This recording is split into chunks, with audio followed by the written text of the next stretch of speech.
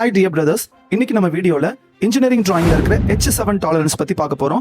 So வீடியோவை skip பண்ணாம last வரைக்கும் பாருங்க. ஸோ இந்த H7 டாலரன்ஸ் அப்படின்றது வந்து மேனுஃபேக்சரர் எவ்வளவு டைமென்ஷனல் வேரியேஷன் அலோ பண்ணலாம் அப்படின்ற டிஃபைன் பண்ணுற ஒரு இன்ஜினியரிங் லாங்குவேஜ் தான். ஸோ இதுல ஒரு இன்ட்ரெஸ்டிங்கான விஷயம் என்னன்னா, இந்த H7 அப்படின்ற டாலரன்ஸை பார்த்த உடனே எல்லா சிஎன்சி இன்ஜினியர்ஸும் முதல்ல ப்ராசஸை தான் டிசைட் பண்ணுவாங்க. ஸோ இந்த H7 அப்படின்றத நம்ம ரெண்டா ஸ்பிளிட் பண்ணிக்கலாம். ஸோ H வந்து ஹோல் டாலரன்ஸோட ஜோன் பொசிஷன்.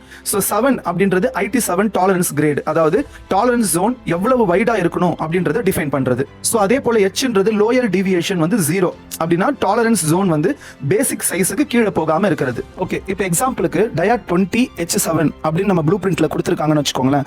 இப்போ டயா 20ன்றது வந்து பாத்தீங்கன்னா டயா 18ல இருந்து 30 mm சைஸ் ரேஞ்சுக்குள்ள வருது.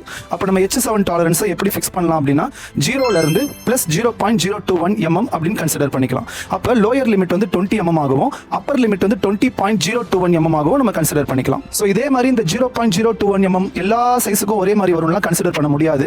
ஏன் சொல்றேன்னா IT7 வேல்யூ மாறும்போது நாமினல் சைஸ் ரேஞ்சும் மாறும். ஸோ இப்போ இன்ஜினியரிங் டிராயிங்ல ஒரு டயாமீட்டர் பக்கத்தில் H7 அப்படின்னு கொடுத்துருக்காங்கன்னா உடனே வந்து ட்ரில்லிங் பண்ணலாமா இல்லை போரிங் பண்ணலாமா அப்படின்னு திங்க் பண்றதை விட அந்த மெட்டீரியல் என்ன கொடுத்துருக்காங்க, ஹோல் டயாமீட்டர் அண்ட் டெப்த் என்ன, சர்ஃபேஸ் ஃபினிஷ் ரெக்யர்மெண்ட் என்ன, மிஷின் கேப்பபிலிட்டி என்ன, ப்ரொடக்ஷன் குவான்டிட்டி எவ்வளவு கேட்டிருக்காங்க, இதெல்லாம் பொறுத்து தான் ட்ரில்லிங்கா, ரீமிங்கா, போரிங்கா இல்லைனா சர்க்குலர் இன்டர்போலேஷன் பண்ணலாமான்றதை நம்ம டிசைட் பண்ணலாம். ஸோ இந்த H7 ரெக்யர்மெண்ட் நம்ம சரியா கண்ட்ரோல் பண்ணலனா என்ன ஆகும்னா ஹோல் சைஸ் வந்து வேரியேஷன் ஆகும். அதிகமான மேட்டிங் காம்போனன்ட்ல எக்ஸசிவ் கிளியரன்ஸ் இல்லனா இன்சஃபிஷியன்ட் கிளியரன்ஸ் வரலாம், அசெம்பிளி ப்ராப்ளம் வரலாம், பொசிஷனிங் அக்யூரசி ப்ராப்ளம் வரலாம், அன்வான்டட் மூவ்மெண்ட் அப்படி இல்லனா ஃபங்க்ஷனல் இஷ்யூ வரலாம். சோ அதனால H7 அப்படின்றது டிராயிங்ல ஒரு கோட் மட்டும் கிடையாது.